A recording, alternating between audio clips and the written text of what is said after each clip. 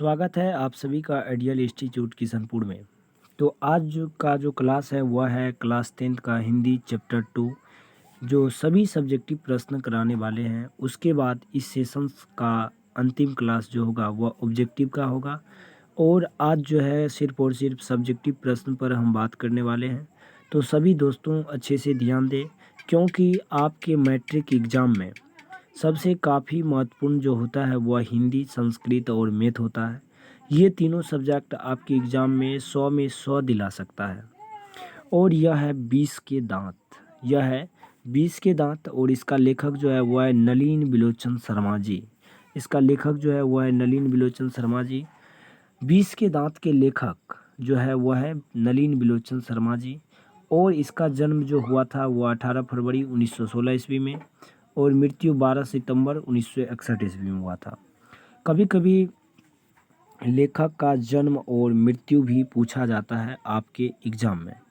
तो दोस्तों याद रखें कि आपका ये नलिन बिलोचन शर्मा जी का जो जन्म हुआ था वह 1916 ईस्वी में हुआ था और मृत्यु जो हुआ था वह 12 सितंबर 1961 ईस्वी में हुआ था। थोड़ी बहुत लेखक की परिचय कर लेते हैं। तो ये कौन है, कैसे हैं, सबके बारे में जानकारी लेंगे। 20 के दांत के कहानी के पाठ का जो लेखक है वह नलिन बिलोचन शर्मा जी है। नलिन बिलोचन शर्मा जी है। 20 के दांत के लेखक जो है वह है नलिन बिलोचन शर्मा जी। 20 के दांत के कहानी का जो लेखक है वह है नलिन बिलोचन शर्मा जी। इसका जन्म 18 फरवरी 1916 ईस्वी में हुआ था। नलिन बिलोचन शर्मा जी का जो जन्म हुआ था वह 18 फरवरी 1916 ईस्वी को पटना के बद्दर घाट में हुआ था। पटना के बदर घाट में हुआ था। इनकी प्रमुख मापदंड और रचनाएं थे, जिन रचनाओं का नाम है साहित्य का इतिहास दर्शन। साहित्य का इतिहास दर्शन, मानदंड, प्रेमचंद और साहित्य तत्व और आलोचना इत्यादि।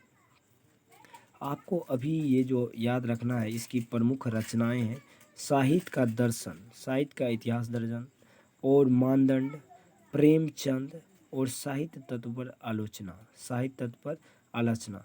ये क्वेश्चन आपको पूछा कैसे जाएगा कि पूछा जाएगा कि निम्नलिखित में साहित्य का इतिहास दर्शन किसका रचना है, किसका रचना है। तो आपका जो आंसर देना है वह है नलिन बिलोचन शर्मा जी।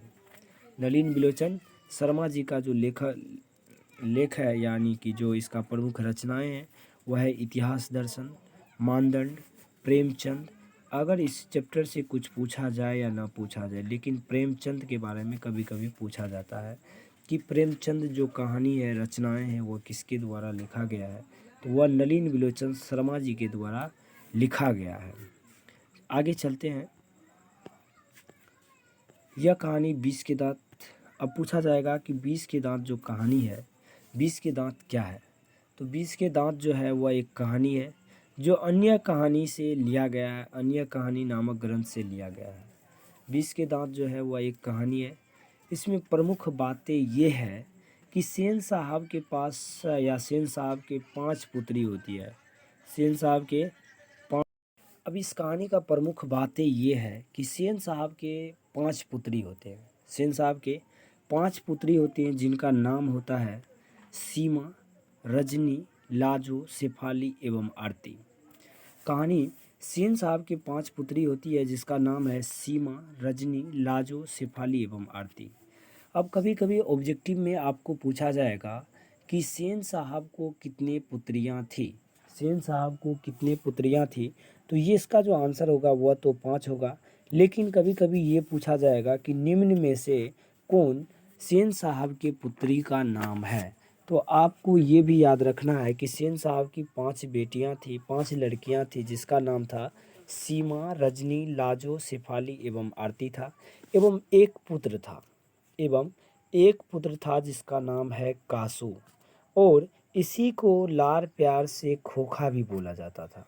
इसी को लार प्यार से खोखा भी बोला जाता था। तो याद रखें हमारे दोस्तों कि सेन साहब को 5 पुत्रियां थी। सेन साहब को 5 पुत्रियां थी, एक पुत्र था। 5 पुत्रियों का नाम था सीमा, रजनी, लाजो, शेफाली एवं आरती था। और उसके बेटे का नाम कासू था, जो उम्मीद यानी कि जब उसकी ना उम्मीद थी, जब ना उम्मीद थी तब ये हुआ था। और कभी कभी पूछा जाता है कासू किसका नाम है या कासू किसका उपनाम है। तो ये खोखा का उपनाम है। ऑब्जेक्टिव में ये ऐसे ढंग से पूछे जाएंगे। तो चले आगे चलते हैं। इस चैप्टर की कुछ महत्वपूर्ण बातें इस तरह से और है, जो क्या है, मदन लट्टू घुमाने का खेल खेला करता था। मदन जो था वो लट्टू घुमाने का खेल खेला करता था। तो अब सवाल ये रहा कि ये मदन कौन है। ये मदन कौन है। मदन था गिरधर लाल का बेटा। मदन गिरधर लाल का बेटा था। अब गिरधर लाल कौन है। तो गिरधर लाल जो था वह इस कहानी का सेन साहब जो था उसके कंपनी का या गैरेज का एक किरानी था। क्या था। गैरेज का किरानी था। अब उसके बेटा मदन था। मदन लट्टू घुमाने का खेल खेला करता था। तभी कासू को उसकी लड़ाई हो जाती है। यानी कि कासू और मदन के बीच क्या हो जाता है, लड़ाई हो जाता है। कभी कभी ऑब्जेक्टिव में पूछता है इस तरह से कि कासू और मदन के बीच क्या हुआ। कासू और मदन के बीच क्या हुआ। तो कासू और मदन के बीच जो होता है वह लड़ाई हो जाता है लट्टू घुमाने के चक्कर में। लट्टू घुमाने के चक्कर में। अब देखो, मदन ने कासू के 2 दांत तोड़ दिए। मदन ने कासू के कितने दांत तोड़ दिए, 2 दांत तोड़ दिए। कासू सेन साहब के बुढ़ापों की आंखों की तारा था। कासू जो था वह बुढ़ापे में सेन साहब को हुआ था। बुढ़ापे में सेन साहब को हुआ था। सेन साहब की धर्मपत्नी ने ऐसे ही बच्चे चोर डाकू बनते हैं। सेन साहब के धर्मपत्नी ने क्या कहा, ऐसे ही बच्चे आगे चल के चोर डाकू बनते हैं। कभी कभी ऑब्जेक्टिव में पूछेगा कि ऐसे ही बच्चे चोर डाकू बनते हैं किसने कहा है। तो वह सेन साहब के धर्मपत्नी का है, यानी कि कासू की मम्मी बोला है। अब देखो, महल और झोपड़ी की लड़ाई में अधिकतर महल वाले ही जीत जाती है। कभी कभी ऑब्जेक्टिव में डॉट में ये सब पूछेगा कि महल और झोपड़ी वाले में अधिकतर किसकी जीत होती है। तो हमेशा ये याद रखना चाहिए आप सभी को कि इसमें जो जीत होती है वो किसका जीत होती है, तो महल वाले की। अगर महल और झोपड़ी वाले की लड़ाई होती है तो उसमें हमेशा किसकी जो जीत होती है, महल वाले की होती है। यह कहानी महल वाले और झोपड़ी वाले के बीच है। यह कहानी जो है वह एक गरीब और एक अमीर व्यक्ति के बारे में अध्ययन करेंगे। यह जो कहानी है वह एक अमीर और गरीब व्यक्ति के बीच की कहानियों को दर्शाया गया है। ठीक ना। और ये एक बात याद रखना कि घर के सभी मामलों में क्या था, कासू अपवाद था। अपवाद का मतलब उल्टा हुआ था। मतलब क्या था, अपवाद था। सभी नियमों में क्या था, अपवाद था। अभी जो आप पढ़ रहे हैं वह आइडियल यूट्यूब चैनल से पढ़ रहे हैं, जो बिहार के किशनपुर में, बिहार के सुपौल जिला के किशनपुर में उपस्थित है यह इंस्टीट्यूट, जहाँ पर class 10th 11th 12th 9th 7th 8 सभी विषयों की तैयारी एक अच्छे अनुभवी शिक्षकों के द्वारा कराई जाती है। और ये चैनल जो है आप सभी को क्लास 12th और 10th में एग्ज़ाम देने वाले छात्रों के लिए काफ़ी मददगार होगा, क्योंकि आने वाले बिहार बोर्ड एग्ज़ाम 2023 के लिए इस यूट्यूब चैनल के माध्यम से आप सभी को फ्री में PDF, फ्री में जितना आप सभी को सहयोग कर सके सभी चीज़ों का, सभी विषयों का सब्जेक्टिव एवं ऑब्जेक्टिव क्वेश्चंस कराने वाले हैं। और जो भी VBA क्वेश्चंस हैं, मान लीजिए जो भी VBA, मात्र VBA बोर्ड एग्जाम में पूछे जाने वाले प्रश्न होगा, सब क्वेश्चंस का रिवीजन कराएंगे। एक एक चीज़ का सभी का PDF दिया जाएगा। तो आप हमारे व्हाट्सएप ग्रुप से भी जुड़ सकते हैं, और व्हाट्सएप ग्रुप आपको डिस्क्रिप्शन बॉक्स में दिया गया है। व्हाट्सएप का नंबर दिया गया है, उस पर आप हमसे कांटेक्ट कर सकते हैं, और सभी व्हाट्सएप आपको सभी डे प्रोवाइड कर दिया जाएगा। ठीक है। तो अब चलते हैं, इसकी क्वेश्चंस करते हैं कि सेन साहब के परिवार में बच्चों के पालन पोषण में किए जा रहे लिंग आधारित भेदभाव को अपने शब्दों में वर्णन कीजिए। मतलब इस क्वेश्चन का कहना ये है कि सेन साहब के परिवार में बच्चों के पालन पोषण में किए जा रहे लिंग आधारित भेदभाव को अपने शब्दों में वर्णन कीजिए। तो जी हाँ दोस्तों, आप ये समझ रहे हैं कि सेन साहब के परिवार में 5 बेटियां थी, 1 बेटा था। सेन साहब के परिवार में बच्चों के मतलब माना जाए तो 5 बेटी था, 1 क्या था, बेटा था। तो आप लोग खुद ही समझ रहे हैं कि बेटी और बेटे में आजकल समाज के बीच कुछ न कुछ अंतर जरूर करता है। 5 अगर बेटी है तो वहाँ पे बेटियों की मानदान घट जाती है। अगर 1 बेटे हैं तो उस बेटे का ज़्यादा तक मानदान होता है। तो अब चलते हैं क्वेश्चन की ओर। लिंग भेद का मतलब होता है कि उसके अंदर जो भेदभाव करता है, मतलब लड़के और लड़कियों के बीच जो भेदभाव करता है, वही चीज़ को समझाने के लिए बोला जाता है। सेन साहब और सेन साहब की पत्नी जो था वह कासू को ज़्यादा तक मानता था, लेकिन बेटियों को क्या किया जाता था वो देखते हैं। सेन साहब के बेटे को अच्छे कॉलेज में, अच्छे प्राइवेट स्कूल में पढ़ाया जाता था, लेकिन बेटियों को नहीं पढ़ाया जाता है। सेन साहब के घर में बच्चों के पालन पोषण में लिंग भेद के अनुसार किया जा रहा था, लिंग के अनुसार भेदभाव किया जाता था। उनकी लड़कियों के लिए पढ़ने, खेलने एवं हंसने के लिए अलग नियम बनाए गए थे, जबकि उनके बेटे कासू के लिए अलग नियम था। देखिए देखिए बाबू, ये क्वेश्चंस जो है आपके बोर्ड एग्जाम में कई बार पूछे जा चुके हैं। ज़रूरी इस क्वेश्चंस का आप स्क्रीनशॉट ले लीजिए, या नहीं तो अगर पीडीएफ किसी बच्चे को लेना है तो हमारे व्हाट्सएप से ज़रूर जुड़ जाइए। अब कह रहा है, सेन साहब के परिवार में बच्चों के पालन पोषण में किए जा रहे लिंग आधारित भेदभाव को अपने शब्दों में वर्णन कीजिए। तो दोस्तों, सेन साहब के घर में बच्चों के पालन पोषण में लड़कियों के लिए अलग नियम बनाया गया था तथा लड़कों के लिए अलग नियम बनाया गया था।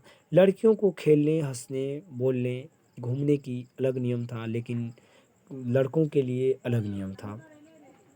जबकि उनके बेटे कासू, अब यहाँ पे देखिए कासू आ गया, तो आप लोग घबराइएगा नहीं। कासू का ही दूसरा नाम क्या है? खोखा है। तो चले अगले क्वेश्चन की ओर। खोखा किन मामलों में अपवाद था? खोखा किन मामलों में अपवाद था? तो चलिए, खोखा सेन साहब का बेटा के लिए घर में बनाए गए नियम कानून के मामलों में अपवाद था, जैसे पढ़ाई, खेलकूद।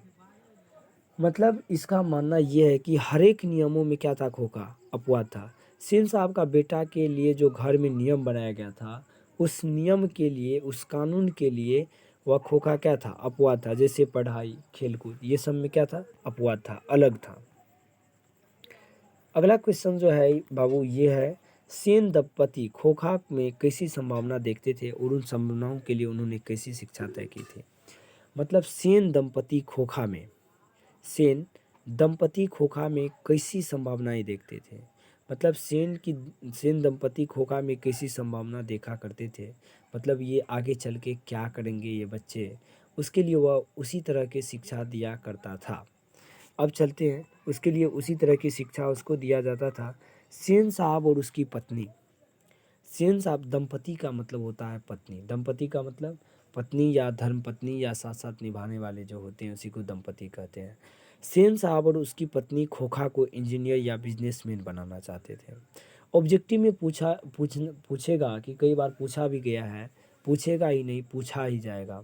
तो सेन साहब खोखा को क्या बनाना चाहते हैं? ऑब्जेक्टिव में पूछेगा तो वह इंजीनियर बनाना चाहता था या बिजनेसमैन। ये आपके ऑप्शन में दोनों में से कोई हो सकता है, तो आप दोनों में से किसी को मार सकते हैं, या कभी कभी इंजीनियर रहेगा या कभी रहेगा बिजनेसमैन। तो आप अगर ये दोनों ऑप्शन आपको मिल जाए तो आप इंजीनियर में मारिएगा ज़्यादातर। सेन साहब की पत्नी जो था खोखा को इंजीनियर या तो बिजनेसमैन बनाना चाहते थे। इसके लिए सेन साहब ने अपने बेटे को स्कूल न भेजकर घर पे ही शिक्षा देने के लिए तय किया था। वह घर पे ही शिक्षा देने के लिए तय किया था। अगला क्वेश्चन है, मदन और ड्राइवर के बीच विवाद द्वारा कहानीकार क्या बताना चाहते हैं? मदन और ड्राइवर के बीच के विवाद के द्वारा कहानीकार क्या बताना चाहते हैं? कहानीकार का मतलब लेखक होता है, नलिन बिलोचन शर्मा क्या बताना चाहते हैं? मदन और ड्राइवर के बीच के जो विवाद के द्वारा कहानीकार यह बताना चाहते हैं कि महल वाले कभी यह नहीं चाहते कि झोपड़ी वाले के बच्चे उनके कीमती सामानों के आसपास भी भटके। हाँ जी हाँ दोस्तों, अगर कोई भी व्यक्ति गरीब है, कोई भी व्यक्ति अमीर है, तो अमीर व्यक्ति कभी भी गरीब के बच्चे को अच्छे से नहीं देख सकते हैं कि वह बच्चे आगे चल के अच्छे पोस्ट पे जाए, अच्छे ढंग से जिए।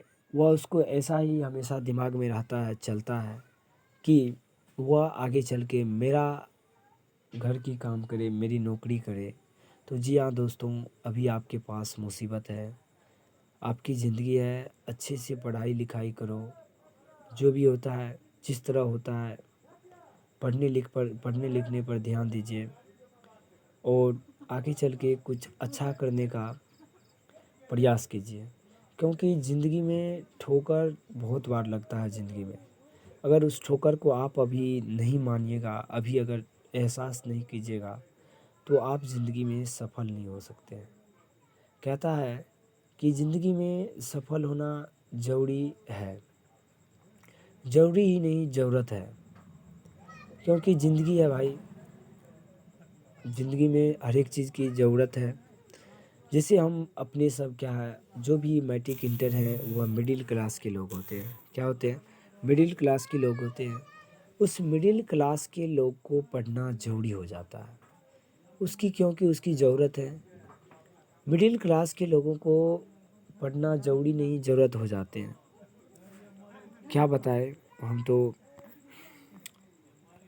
कासू और मदन के बीच झगड़े का क्या कारण था? अगला क्वेश्चन है, कासू और मदन के बीच झगड़े का क्या कारण था? इस प्रसंग द्वारा लेखक क्या दिखाना चाहते थे? इस प्रसंग द्वारा लेखक क्या बताना चाहते हैं? कासू और मदन के बीच झगड़े का जो कारण था वह लट्टू था। कासू और मदन के बीच झगड़े का जो कारण था वह लट्टू था। इस प्रसंग के द्वारा लेखक यह बताना चाहता है कि झोपड़ी वाले लोग भी अपमान के बदले ले सकते हैं। बिल्कुल भाई। कभी कभी अगर कोई खामोश बैठे हैं, अगर कोई व्यक्ति खामोश बैठे हैं तो उसको कमजोरी नहीं समझिए। कहा जाता है कि अगर कोई व्यक्ति खामोश बैठे हैं तो उसकी कमजोरी नहीं समझिए, बस उसके पास क्या है, अभी मुसीबत है। कहता है कि अगर तुम्हारा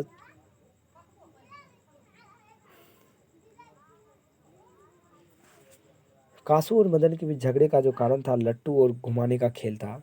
इस प्रसंग में अब देखिए, कासू मदन क्या खेल रहा था, लट्टू खेल रहा था। और कासू जब देखा उसको तो कासू का ये हो गया था कि हम भी लट्टू खेलेंगे और हमको खेलने दीजिए। उस पर मदन क्या करता है, उसको रोक देता है कि हम नहीं खेलने देंगे। इसके बीच उसी को झगड़ा हो जाता है और दो दांत तोड़ देता है। ठीक ना। अगला क्वेश्चन है बाबू कि आपकी दृष्टि में कहानी का नायक कौन है? आपकी दृष्टि में कहानी का नायक कौन है? तो मेरे दृष्टि में इस कहानी का नायक जो है वह मदन है, क्योंकि वह महल वाले सेन साहब से बिना डरे उसके ड्राइवर से लड़ जाता है, उसके बेटे को दांत तोड़ देता है। सही बात है, उसके बेटे को क्या कर देता है, दांत तोड़ देता है। अब कभी कभी एग्जाम में आपको पूछा जाएगा कि कासू का चरित्र चित्रण करें, यानी कि कासू के बारे में आप बताइए कि कासू के बीच क्या कमियां थी, क्या अच्छाई थी, क्या बुराई थी। वो सभी बातों को लिख देंगे। क्या ये ऐसा ज़रूरी नहीं है कि हम जो आपको समझा रहे हैं वही लिखना है। आपके माइंड में कासू के बारे में जो भी बातें हैं उसको आप एग्ज़ाम में लिख सकते हैं, अपनी भाषाओं में लिख सकती हैं। आपका कोई नंबर इधर उधर नहीं होगा। कासू सेन साहब के बुढ़ापों की आंखें का तारा था। कासू सेन साहब के बुढ़ापे की आंखों का तारा था। सेन साहब उसे इंजीनियर या बिजनेसमैन बनाना चाहते थे। कासू अपने पिता द्वारा बनाए गए सभी मामलों में अपवाद था। घर के लाड़ प्यार से ने उसे बिगाड़ दिया था। वह बिना डरे किसी से ऊपर हाथ चला दिया देता था। कासू देखिए, कासू का जो जब जन्म हुआ था वह सेन साहब के नाउम्मीद, जब उसको उम्मीद नहीं था कि अब हमको बच्चे होंगे, तब ये कासू का जन्म हुआ। तो वह इसीलिए उसके आंखों की तारा था। उस बच्चे को सेन साहब बहुत मानते थे, बहुत लाड़ प्यार से उसका भरण पोषण किया, पालन पोषण किया। और वह बिना डरे लड़े किसी से लड़ जाते थे, किसी पे हाथ चला देते थे। वह है कासू। चलिए दोस्तों आगे चलते हैं। अब बोलता है सेन साहब का चरित्र चित्रण करें। अब सेन साहब कौन है? सेन साहब 20 के दांत के मुख्य पात्र हैं। वह कासू का पिताजी है और मुख्य पात्र है। सेन साहब को 5 पुत्रियां हैं।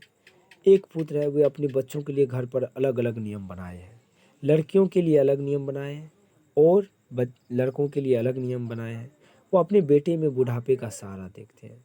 वह जो है अपने बेटे में क्या देखते हैं, बुढ़ापे का सहारा देखते हैं। क्योंकि लड़कियां जो होता है वह क्या होता है बाबू, वह परदेसी होता है। मान के चलिए वह क्या होता है, परदेसी होता है।